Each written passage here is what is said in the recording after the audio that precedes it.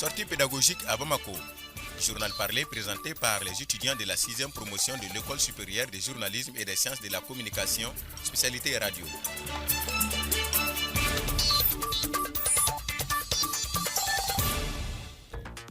Il est 15h à Bamako et environ à la présentation à Boubacar Warma. Mesdames et messieurs, bonjour et bienvenue dans cette 5e et dernière édition du journal de la sortie pédagogique des étudiants de la 6e promotion de l'École supérieure de journalisme et des sciences de la communication. Voici pour vous les titres.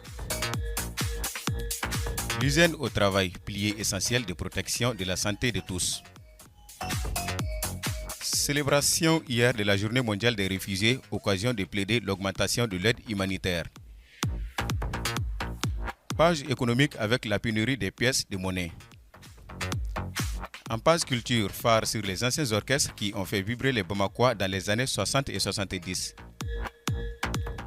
En sport football, Yves Bissouma, capitaine des Aigles, sacré meilleur joueur malien de la saison. C'est tout pour les titres de cette édition en ce jour de prière nationale pour la paix au Mali. De développement dans un instant. La journée nationale de prière pour la paix, la stabilité et la bonne pluviométrie s'est tenue aujourd'hui à la grande mosquée de Bamako. C'était à l'initiative du Haut Conseil islamique du Mali en guise de soutien aux autorités nationales en ces temps difficiles. Le président du Haut Conseil islamique, Ousmane Ouadan Sirif Aïdra, et le ministre en charge des affaires religieuses ont tour à tour exprimé l'importance de la prière en temps de crise. Le baccalauréat malien saison 2025 débute lundi sur toute l'étendue du territoire national. Cette année, ils sont des milliers de candidats des lycées de l'enseignement public et privé à prendre part aux épreuves de ces diplômes qui ouvrent la voie à l'université et aux grandes écoles. Amadou Sadio Kamara, qui s'est rendu là-bas, a rencontré quelques candidats de Bamako. Ils sont prêts et se disent confiants.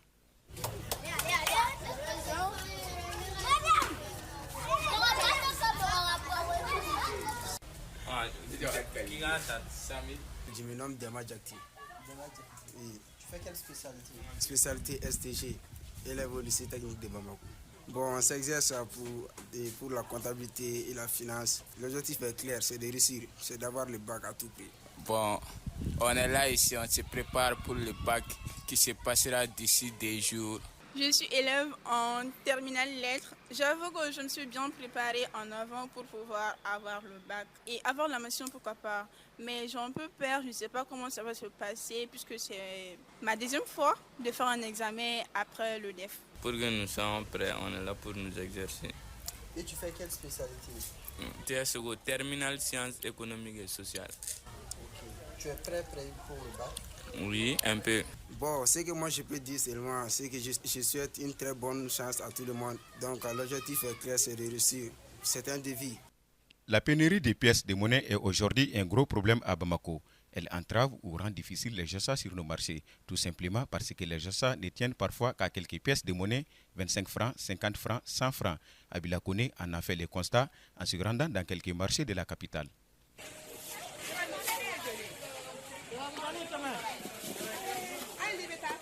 Le problème est réel. Le manque de pièces de monnaie perturbe la fluidité commerciale, agace les clients et fragilise les petits commerçants déjà éprouvés par les contraintes économiques. Marché de Banakabougou, sous le soleil matinal, Idrissa Sangaré ajuste ses sacs de riz et de haricots. Commerçant depuis plus de 15 ans, il ne cache pas son exaspération face à la pénurie des pièces de monnaie.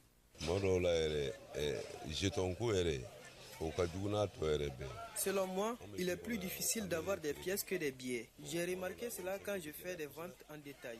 Nous sommes sur le point de basculer complètement dans la vente en gros seulement. De nos jours, on ne peut vendre sans avoir des monnaies pour les clients. À quelques étals de là, Hawa Koulibaly, vendeuse d'ustensiles de cuisine et divers, partage les mêmes constats.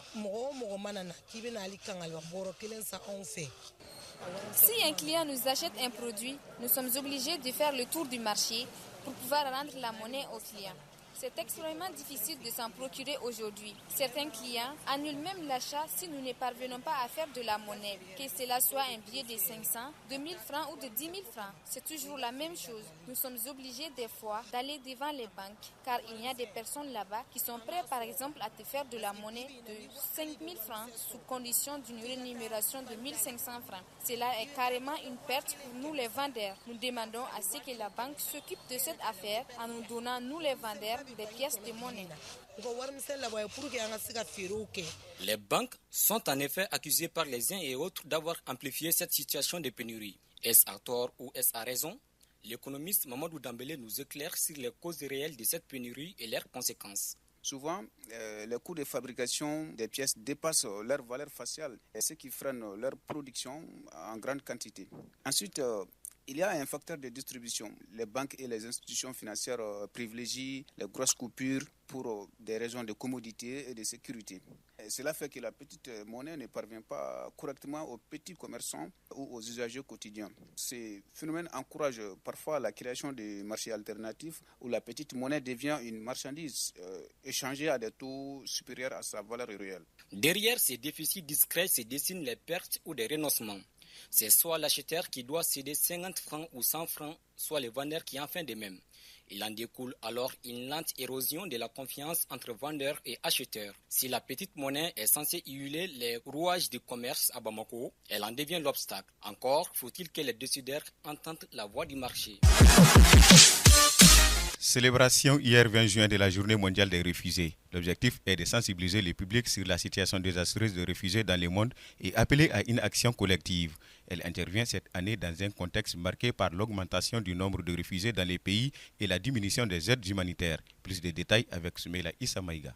Au Mali, ils sont plus de 23 000 réfugiés enregistrés et près de 85 000 en attente d'enregistrement. Les régions du nord et du centre abritent le plus grand nombre de ces personnes déplacées internes. L'Union des réfugiés du Mali lance un cri de cœur aux partenaires, les appelant à manifester leur solidarité agissante pour accompagner le HCR dans la prise en charge des réfugiés. Patrice Mouama, président des réfugiés du Mali. Le nombre de réfugiés ne cesse de galoper. Le budget du HCR décroît sensiblement. Et si telle situation perdure, les réfugiés risquent gros cette année. Les réfugiés du Mali sollicitent auprès des autorités de la transition du pays voir comment vulgariser à grande échelle la carte d'identité pour les réfugiés. Insérer les réfugiés dans les programmes d'insertion socio-professionnelle. Le Haut Commissariat des Nations Unies pour les réfugiés HCR alerte sur l'exacerbation des conflits qui continuent d'accroître le nombre de réfugiés dans un contexte de diminution d'aide humanitaire. Georges Patrick Manzé, représentant par intérim du HCR au Mali. En cette période critique, il est essentiel que nous réaffirmions notre solidarité avec les réfugiés en prenant des mesures urgentes. Nous pouvons et devons soutenir ces communautés en assurant notre part de responsabilité dans la protection des réfugiés. La Commission nationale des réfugiés a souligné l'importance de la solidarité envers ceux qui souffrent des conflits et l'engagement du gouvernement à soutenir ces milliers d'individus malgré la diminution de l'aide humanitaire. Notons qu'il y a près de 320 000 Maliens réfugiés au Niger, au Burkina et en Mauritanie, selon la Commission nationale chargée des réfugiés. L'hygiène sur les lieux de travail n'est pas seulement une obligation réglementaire, c'est avant tout un pilier essentiel pour protéger la santé de tous au quotidien. Malheureusement, les mesures d'hygiène ne sont pas idéales dans la plupart de nos lieux de travail. Les éclaircissements de Kumbabori. L'hygiène sur les lieux de travail, bien qu'une simple question de propriété, est un enjeu majeur qui impacte directement la santé, la sécurité et le bien-être des travailleurs. Dans un monde où les lieux de travail sont parfois perçus comme une seconde maison, il est essentiel de les traiter avec autant de soins que de nos propres foyers. Moussa Keita, travailleur. Nous sommes très stricts et très pointus par rapport à la qualité de l'hygiène, l'environnement et la sécurité au service. Les trois aspects sont liés en fait. Nous avons des équipes, des partenaires qui sont des prestataires externes, des entreprises qui s'occupent à 100% du nettoyage des locaux. Aminata Touré, membre d'une structure professionnelle, nous explique comment les tâches sont partagées pour maintenir les locaux propres. Dans notre service, il y a une liste de personnes pour le maintien de l'hygiène au quotidien. Du lundi au dimanche, femmes et hommes, lorsque les règles ne sont pas respectées, le groupe du jour sera sanctionné. Un lieu propre est un lieu sain. Cela passe par l'implication de tous, du personnel d'entretien aux employés administratifs ainsi que des étudiants. Chacun a un rôle à jouer. Fatoumata Bagayogo, technicienne de surface à l'école de journalisme, affirme que les règles ne sont pas respectées par les étudiants et lance un appel pour un changement de comportement.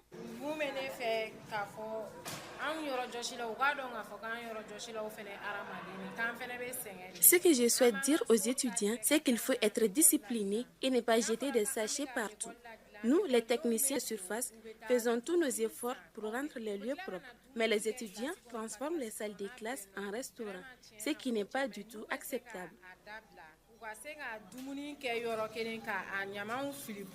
L'hygiène au sein des lieux de travail est une responsabilité collective. Il faut mettre en place des procédures conformes à la législation. Chacun doit faire sa part au quotidien, adopter des bons gestes et veiller au respect des règles de base. Dr Kali Keita, secrétaire général de l'École supérieure de journalisme. Tenir le cadre d'études, c'est-à-dire les toilettes, les salles de classe, est une obligation pour tous ceux qui travaillent ici. Non seulement les travailleurs, mais aussi les étudiants. En ce qui concerne les étudiants, chaque année, au début de l'année, nous essayons de leur faire signer une fiche d'engagement dans laquelle les étudiants s'engagent à respecter le règlement intérieur de l'école. Et parmi les articles de ce règlement intérieur, il y a un article qui demande justement aux étudiants de tenir les lieux propres. Quand je dis les lieux, il s'agit des salles de classe et les toilettes. C'est un lieu de travail. C'est comme si c'est votre maison. Et quand vous travaillez dans un cadre approprié, cela veut dire que ce cadre-là est propre. Que je les conseille vraiment de tenir ce cadre-là propre, parce que ça va faciliter le travail non seulement pour eux-mêmes, mais le travail des enseignants. Parce que si vous travaillez dans un cadre sale,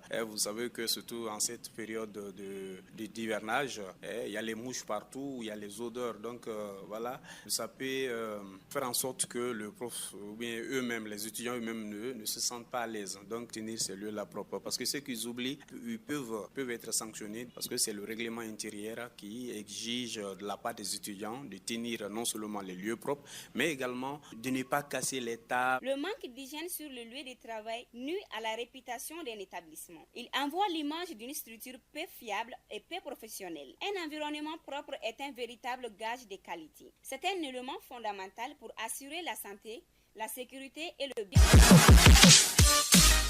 Du 11 au 21 juin 2025, les étudiants de la 6e promotion de l'École supérieure de journalisme et des sciences de la communication ont effectué leur deuxième sortie pédagogique à Bamako. La première avait eu lieu en novembre dernier dans les Baniko, la région de Dioïla. L'objectif à chaque fois est de lier la théorie à la pratique à partir des réalités du terrain. Dineba Diallo, dans sa chronique, nous fait les points de cette sortie pédagogique. 6 jours de travail acharné, sous la supervision de leurs encadreurs, les étudiants de la 6e promotion de l'École supérieure de journalisme et des sciences de la communication, au nombre du 23, ont traité plusieurs sujets relatifs aux activités de la capitale Bamako, mais aussi du Mali. Politique, économique, culture et société, sport, environnement, rien n'a échappé à l'intérêt des futurs journalistes. Ils sont désormais outillés, armés du savoir nécessaire, prêts à aller à l'assaut de l'information en tant que soldats de l'information. Passionnés du journalisme, cette armée ne jure que par sa plume, son micro et sa caméra. Tous différents, c'est l'amour du métier qui les a rassemblés dans le même bateau. Ils naviguent donc ensemble depuis 3 ans. 3 années de fraternité, 3 années de chamaillerie, 3 années de tolérance, 3 années de ténacité et de bravoure. Une sortie pédagogique ayant pour but de mettre en pratique ce qui a été appris en classe est aussi un moyen d'apprendre à travailler en groupe ou en solo, de s'entraider, de savoir de quoi on est capable ou pas, de s'adapter aux différentes réalités de la vie et de savoir se contenter de ce que la vie nous offre. Les réalités du terrain n'ont plus de mystère pour ces étudiants, car ils ont collecté sous la pluie, questionné sous le soleil, marché sous les vents. Ils ont affronté les regards moqueurs, ils ont tantôt été accueillis avec un sourire, mais tantôt de façon désagréable. À chaque fois, les bénédictions des parents les accompagnaient. Ces bénédictions des parents, à n'en pas douter, seront d'un concours précieux pour la suite de notre parcours professionnel dans un contexte où la concurrence est rude. À présent, les brèves avec Kumbabori. Le Mali continue de renforcer ses partenariats stratégiques. Le président de la transition, le général d'armée Assimi Goïta, arrive aujourd'hui en Russie jusqu'au 26 juin sur l'invitation du président russe Vladimir Poutine. Le séjour durera 5 jours avec des entretiens axés sur l'intensification de la coopération bilatérale dans divers domaines, dont le secteur de la défense, en plus des volets de l'énergie et de l'agriculture. Toujours avec le Premier ministre Ablaïd Maïga, il est attendu en Espagne pour une visite officielle de 3 jours, à compter du 30 juin, un de ces jours qui va contribuer au renforcement de la coopération. L'ambassadeur du Sénégal au Mali a fait ses adieux hier au chef de la diplomatie malienne. Cette occasion, son Excellence Moustapha Ndour a fortement apprécié les efforts du Mali dans un contexte de défis majeurs tels que la lutte contre le terrorisme. Au regard des intérêts stratégiques, notamment sociaux partagés, le ministre Abdoulaye Diop a évoqué les perspectives des renforcements de l'axe Bamako-Dakar à travers la tenue prochaine de la commission mixte de coopération entre les deux pays. Le procès de l'achat de l'avion présidentiel et des équipements militaires a enregistré hier la comparution par visiophone de M. Tatamli, ancien premier ministre du président Ibrahim Boubacar Keïta. Son témoignage était attendu pour lever certaines zones d'ombre sur le processus ayant conduit à l'acquisition de l'avion présidentiel. Sous serment, M. Tatamli a précisé qu'il n'a jamais signé de contrat et que cette responsabilité incombait à la présidence. Il soutient avoir été désavoué après que le chef de l'État eut décidé d'un achat ferme de l'avion présidentiel. Dès lors, il s'est mis en retrait, a-t-il conclu. À propos de l'achat des équipements militaires, Oumar Tatamli affirme qu'il n'a jamais été associé à cette opération dont il a eu connaissance par voie de presse. Et enfin, les ministres des Sports des pays de l'AES ont été reçus hier par le Premier ministre, le général de division Abdoulaye Maïga. Les échanges ont porté sur les premiers Jeux de la Confédération de l'AES, dont le lancement aura lieu cet après-midi au Palais des Sports Salamatou Maïga. Et c'est tout pour ces brèves à Boubacar Ouarma. Merci beaucoup Koumbaboré. À présent, place à la page sportive. Le sport. Le capitaine des Aigles, Yves Bissouma, a été champion de la deuxième édition du Mali Football Awards hier au Centre international de conférence de Bamako, une cérémonie dédiée à la reconnaissance du mérite des acteurs du football malien. Notre reporter Moussa Diarra était présent.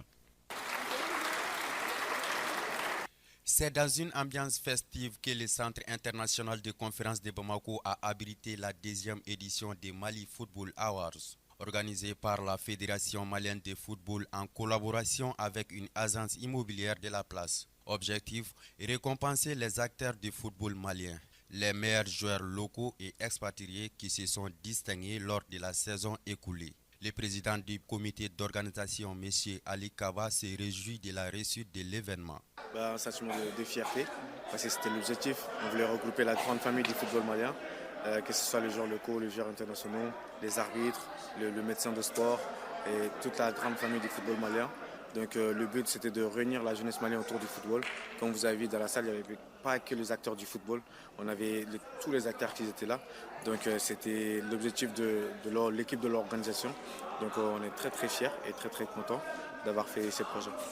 Nommé meilleur joueur de Ligue 1 nationale puis auteur du plus beau but de la saison, l'attaquant du Djoliba Athletic Club, Abdoulaye Marco, exprime sa gratitude à l'endroit de son club et de ses coéquipiers. Je suis content, je suis fier de ce trophée. Voilà, c'est un honneur pour moi. Et d'abord, je me profite de ce petit moment pour remercier ma famille et tous les dirigeants du Djoliba et puis les supporters aussi, surtout mes coéquipiers. Et ma famille, mes parents, voilà. Donc je les remercie beaucoup. Voilà.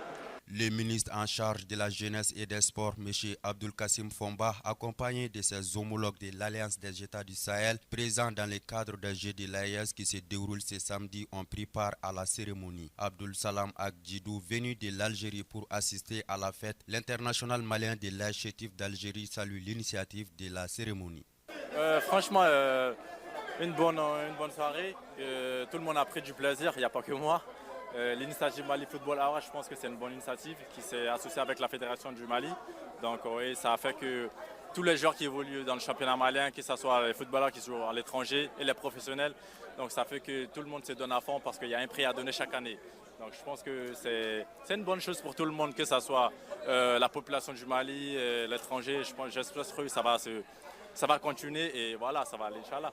Yves Bissouma, auteur d'une saison exceptionnelle avec son club Tottenham en Angleterre, avec lequel il a gagné la Ligue Europa. Avec les Aigles du Mali, il a été l'acteur majeur de la qualification de notre pays pour la prochaine Coupe d'Afrique des Nations. Le capitaine des Aigles, Yves Bissouma, a vu sa belle saison récompensée. Il exprime sa volonté avec ses coéquipiers de réaliser une très bonne compétition au Maroc lors de la prochaine CAN. Je suis très heureux, mais comme je l'ai dit tout à l'heure dans la salle, pour moi, c'est Voilà, je l'ai fait grâce à mes coéquipiers. C'est un trophée que je dédie à toute l'équipe nationale. Et voilà, aussi au coach, au staff, à tout le monde. Voilà, mais pour moi, comme je le dis, le plus important, c'est pas ce trophée. Le plus important pour moi, ce serait d'aller au Maroc en 2025 et de ramener la CAN à Bamako. Comme je l'ai dit, Inch'Allah, je sais qu'on a une équipe on va travailler, on va se battre. Inch'Allah, on aura le résultat qu'on veut. Parmi les autres distinctions majeures, l'entraîneur du stade malien de Bamako, Mamoudou Kane, a été élu meilleur entraîneur de la saison. A noter que plusieurs autres distinctions ont été attribuées lors de cette cérémonie. Restons toujours en sport. Le stade Mamadou Konaté est un des hauts lieux de football au Mali. Sa construction remonte à la période coloniale, connue sous le nom de stade Bouvier et missionnaire connu pour sa grande passion pour le football. Bien des années après, le stade sur la pelouse duquel des matchs typiques ont eu lieu a connu bien des changements. Moussa Diarra nous retrace l'histoire de ce stade. Le stade Mamadou Konaté est situé en Tomikorobougou, en commune 3 du district de Bamako. Sa pelouse est à gazon synthétique pour le football. En son sein, des terrains de basketball, de handball et même un espace pour le tennis. Le stade Mamadou Konaté a une capacité d'accueil de plus de 5000 places, des vestiaires, une infirmerie bien équipée, une salle antidopage, des salons VIP et une salle de musculation. Une piste d'athlétisme conforme aux normes internationales a été aménagée, permettant aux athlètes de s'entraîner dans un cadre idéal. Le complexe comprend aussi des tableaux d'affichage électronique et des cabinets de reportage. Enfin, il comporte des salles d'hébergement confortables. Un doyen du football malien, Mamadou Kalouga, nous retrace brièvement l'historique de ce stade. Le stade Mamadou Konaté, on l'appelait le stade Bouvier, le père Bouvier. L'emplacement même, c'était un terrain militaire. Le colon y pratiquait surtout le rugby. C'était un terrain de rugby qui est venu par la suite, on a changé en terrain de football. À l'époque, c'était avec le stade Assomption, aujourd'hui le stade qui était le plus prisé. Le stade Bouvier est devenu le stade Mamadou Konaté. Mamadou Konaté, c'est une figure politique de l'histoire de notre pays. À l'époque, comme c'était le seul terrain d'envergure, il y a beaucoup de disciplines qui s'y pratiquaient. Et on en a profité pour rénover et pour électrifier le stade. C'était les colonies qui, je me souviens, il y avait le Sénégal, la Guinée, la Haute-Volta, la Côte d'Ivoire, le Togo, le Bénin. Il y a beaucoup qui étaient arrivés à ce festival. Et c'était la première grande activité que ce stade a eu à abriter. Et ensuite, en 1958, il y a eu un match amical entre la sélection du Soudan et une équipe française, le Racing Club de Strasbourg. Les réunions politiques de l'USRDA se passaient sur ce terrain-là. C'était parce qu'il y a la clôture, il y a les commodités pour les invités et tout et tout. Le stade Mamadou Konaté a été rénové à plusieurs reprises. En 2009 d'abord, ensuite de février 2023 à avril 2024, donnant un nouveau visage à l'un des plus vieux stades de notre pays. Parmi les améliorations, on compte la refonte complète des installations et l'ajout de nouveaux équipements, comme des vestiaires flambant neufs pour joueurs et arbitres. Le stade Mamadou Konaté a vu le jour en 1954, d'abord baptisé stade Bouvier en hommage au révérend père Georges Bouvier, un missionnaire connu pour sa grande passion pour le football. En 1961, il a pris le nom de stade Mamadou Konaté, fervent militant de la lutte pour l'indépendance du Mali. De sa création à nos jours, il fait le bonheur du football malien. L'arène de Tomikorobougou ne cesse de grandir et de se moderniser. Le sport. Bamako, dans les années 60 et 70, a vibré et dansé au rythme de nombreux orchestres. Dans la capitale, il y avait un orchestre dans presque tous les quartiers. Les établissements scolaires n'étaient pas en reste. Une époque dorée où la musique régnait en maître, une époque qui nous rappelle Ndeye Mariam Diop qui est allé à la rencontre d'un des acteurs, le flûtiste de l'Askia Jazz.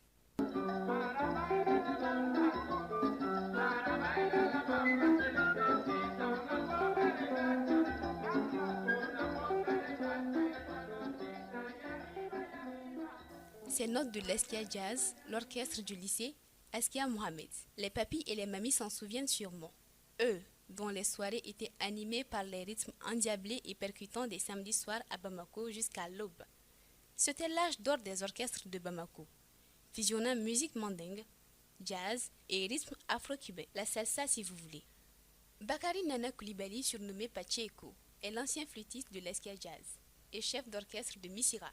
Aujourd'hui septuagénaire à la carnation foncée, Dégageant une personnalité attachante, il nous a accueillis dans sa cour familiale, située à Lafiabougou, en commune 4 de Bamako. Il semble revivre ses plus belles années lorsqu'il évoque la genèse de son groupe Askia Jazz. En 1963, on a créé l'Askia Jazz sur la base de la contribution volontaire des élèves, fonction qu'on faisait sur les masses de garantie pour acheter de vieux instruments. Parce qu'au lycée, en 1963, il y avait des gens passionnés de musique qui savaient un peu jouer. L'Askia Jazz a dit, bon, comme les autres ont tout fait déjà, nous, on va faire autre chose, on va faire de la musique afro-cubaine avec quelques morceaux classiques, des interprétations de certains chanteurs français, etc. Parce qu'on avait même une chanteuse dans l'orchestre. Voilà. Il y avait 3 guitaristes, un tumbiste, celui qui faisait timbales, ça fait déjà 5. Il y avait 3 chanteurs, dont le chef d'orchestre, ça faisait 8. Il y avait moi-même 9. Et d'autres qui tournaient autour, on était tout au plus 10.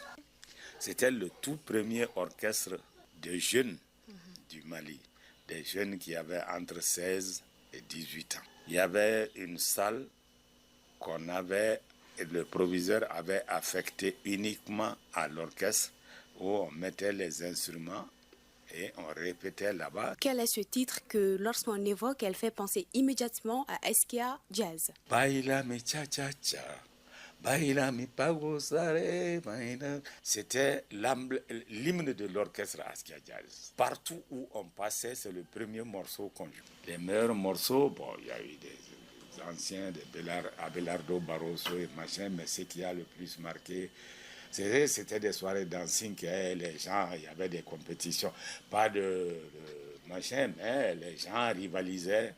De nombreux groupes ont été formés, ajoute Pacheco. Ce sont le LT Band, l'orchestre du lycée technique, l'Enistar, l'orchestre de l'école normale secondaire, l'orchestre du lycée des jeunes filles, actuel lycée Aminataba. On cite aussi le Milongo Jazz de Nyarela, le Darband pour le quartier de Dar Salam, le Pionnier Jazz de Bamako-Koura, l'Écho des Grottes pour le quartier de Amdalaï, l'Oranam, l'orchestre de la radio nationale et plus tard les orchestres comme le Ray Band et les ambassadeurs du motel. De ces orchestres, on retient certains titres phares comme Djurukan, du Ray Band.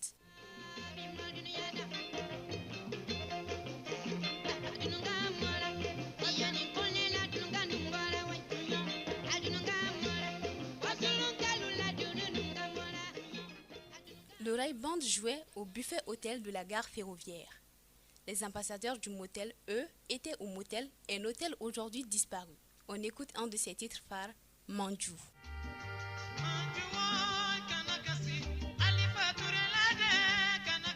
Ces orchestres du temps jadis évoluaient dans le contexte du renouveau culturel voulu par le régime socialiste de l'Union soudanaise, RDA, du président Modibo Keïta.